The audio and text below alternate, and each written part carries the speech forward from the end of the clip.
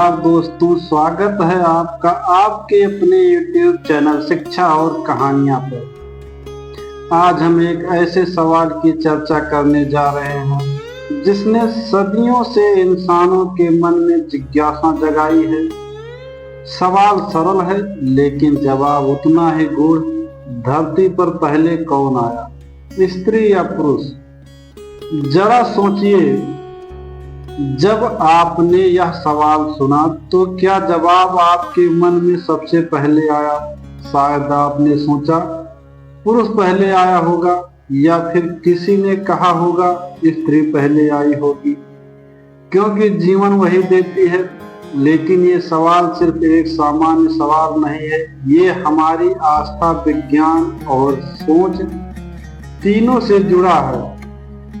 आज हम इस विषय पर चर्चा करेंगे। धर्मों की कथाएं, विज्ञान के तथ्य और हमारे समाज में फैली मान्यताएं। चलिए एक ऐसी यात्रा पर निकलते हैं जहां धर्म और विज्ञान दोनों से मिलेंगे, सोचेंगे और एक निष्कर्ष तक पहुंचने की कोशिश करेंगे। हिंदू धर्म के पुराणों में कहा गया है कि भगवान ब्रह्मा ने ब्रह्मांड की रचना की और फिर उन्होंने दो मनुष्यों को उत्पन्न किया, मन और शत्रुपा। मन को प्रथम पुरुष और शत्रुपा को प्रथम स्त्री माना गया। ब्रह्मा ने अपनी शक्ति से एक पुरुष को रचा जिसका नाम था स्वयंभू मन। फिर उन्होंने उसी मन के लिए एक संगिनी बनाई, शतरूपा। शतरूपा केवल एक स्त्री नहीं वरन एक ऊर्जा थी, एक प्राचीन आत्मा जिसने सृष्टि की सह रचना में भाग लिया। यह कहानी यह भी बताती है कि स्त्री और पुरुष को साथ साथ रचा गया ताकि वे सृष्टि का विस्तार करें। इस्लाम में आदम को पहला इंसान माना गया। आदम को खुदा ने मिट्टी से बनाया और फिर उनकी पसली से हव्वा को जन्म दिया। यहाँ कहानी बताती है कि पुरुष पहले था और स्त्री उसकी रचना का भाग थी, लेकिन यह भी कहा गया कि हव्वा के बिना आदम अधूरा था। यानी स्त्री पुरुष के अस्तित्व को पूर्ण बनाती है। ईसाई धर्म भी लगभग यही बात कहता है, आदम पहले बना और फिर ईव यानी हव्वा, लेकिन जिससे धर्म का अध्ययन गहराता गया।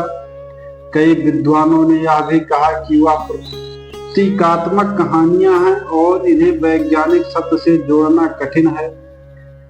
अब आइए धर्म की भूमि में, विज्ञान की प्रयोगशाला में।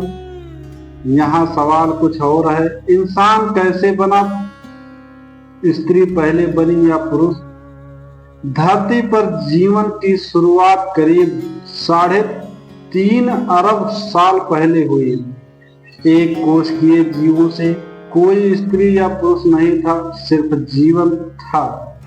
फिर क्रमिक विकास हुआ, मछलियों, रेंगने वाले जीव, स्तनधारियों और फिर होमो सेपियंस।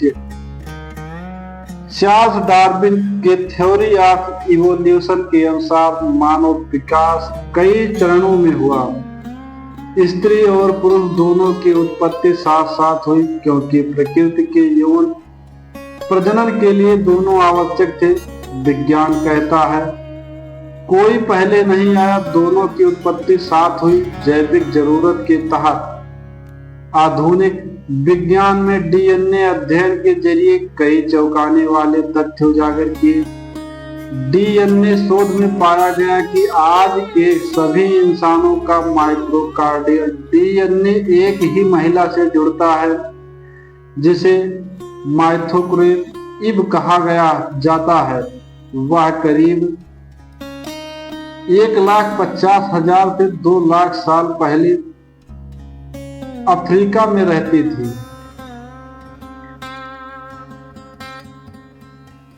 तो इसका मतलब स्त्री पहले आई। उसी प्रकार पुरुषों का वाई क्रोमोसोम का ही पूर्व जन्म से आता है। वाई क्रोमोसोम आदम, लेकिन वैज्ञानिकों का मानना है कि ये दोनों एक ही समय में नहीं रहते थे। तो यहाँ फिर सवाल खड़ा होता है, पहले कौन? यहाँ से विज्ञान का उत्तर आता है। यह सवाल बायोलॉजी के उस स्तर पर कोई खास मायने नहीं रखता। अगर हम इसे गहराई से सोचें तो स्त्री और पुरुष केवल शरीर नहीं है, वे ऊर्जा है, चेतना के दो पहलू। स्त्री सृजन की शक्ति, पुरुष संरक्षण और क्रिया की शक्ति, एक बिना दूसरे के अधूरा। जब हम धरती पर पहले स्त्री या पुरुष के होने की बात करते हैं तो यह केवल वैज्ञानिक या धार्मिक दृष्टिकोण तक सीमित नहीं है। यह सवाल कहीं न कहीं समाज की गहराई से भी जुड़ा हुआ है। हमारी सभ्यता की शुरुआत मात्र सत्तात्मक समाजों से मानी जाती है, जहां स्त्री को ही शक्ति का स्रोत माना गया है। कई आदिवासी संस्कृतियों में आज भी वंश स्त्री के नाम से चलता है। स्त्री जीवन की जननी है। स्त्री को जननी कहा गया है, वह जो जीवन को जन्म देती है, नेचर करती है। हमारे शास्त्रों में उसे सृष्टि की आधारशिला कहा गया है। कबीर कहते हैं, नारी निंदा मत करो, नारी रत्न का खान, नारी से नर होत हैं धरणी गगन और पान। अगर नारी पहले ना आई होती तो क्या पुरुष आता? पुरुष की भूमिका समाज में संरक्षण, रक्षक और निर्णायक कर्ता के रूप में मानी गई है, लेकिन इतिहास गवाह है कि जब भी स्त्री को पीछे धकेला गया, समाज असंतुलन की ओर गया। अब आइए देखें कि धर्म और विज्ञान आखिर हमें क्या सिखाते हैं।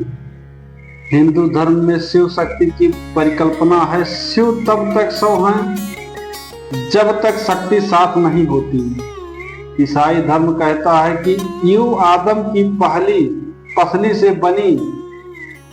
यह इस बात को इंगित करती है कि वे एक ही तत्व को दो भाग हैं। विज्ञान के अनुसार यौन प्रजनन के लिए दोनों की आवश्यकता है। प्रकृति कभी भी एक को पहले नहीं बना सकती, दोनों साथ आए ताकि जीवन चल सके। यह एक जैविक संतुलन है और यही प्रकृति का नियम है। अब मैं आपको एक ऐसी कहानी सुनाना चाहता हूं कि एक प्रतीकात्मक कथा जो न केवल भावनात्मक है बल्कि इस प्रश्न को और भी गहराई से समझने में मदद करेगी। बहुत पहले की बात है, जब यह सृष्टि नई नई बनी थी, चारों ओर शून्यता थी। कोई हवा नहीं, कोई नदी नहीं, कोई ध्वनि नहीं, बस ब्रह्मा थे अकेले। उन्होंने सोचा मैं सृष्टि बनाऊं, लेकिन अकेला मैं क्या रचूंगा। उन्होंने अपने ध्यान से दो स्वरूपों को उत्पन्न किया। एक था तेज संकल्प संरक्षण, जिसे उन्होंने पुरुष कहा। दूसरा था करुणा सृजन और पोषण, जिसे उन्होंने स्त्री कहा। पुरुष ने पूछा, मैं क्या करूं? स्त्री ने मुस्कुराते हुए कहा, सृजन करो, लेकिन मेरे साथ मिलकर। उस दिन से दोनों एक साथ हैं, कोई पहले नहीं, कोई बाद में नहीं। दोनों सृष्टि के दो पक्ष हैं, जैसे दिन और रात, अग्नि और जल। तो दोस्तों, हमने जाना कि धर्म कहता है मन और सदरूपा, आदम और हव्वा। विज्ञान कहता है स्त्री और पुरुष दोनों साथ साथ विकसित हुए। समाज कहता है दोनों की भूमिका अलग है लेकिन महत्व समान। इसलिए इस प्रश्न का उत्तर देना शायद संभव नहीं कि पहले कौन आया, बल्कि सही प्रश्न यह है, क्या कोई एक दूसरे के बिना पूर्ण है? स्त्री और पुरुष दोनों मिलकर सृष्टि हैं। यह केवल शरीर नहीं, ऊर्जा है। एक ईन है तो दूसरा यंग, एक बिना दूसरे अधूरा। अगर हम सच में विकास करना चाहते हैं, एक समाज के रूप में, एक सभ्यता के रूप में, तो हमें यह मानना होगा कि स्त्री और पुरुष दोनों समान हैं, ना कोई ऊपर ना कोई नीचे। यह कहानी सिर्फ सृष्टि की नहीं है, यह हमारे सोचने की भी कहानी है और जब सोच बराबर होगी तभी सृष्टि संपूर्ण होगी। जय हिंद।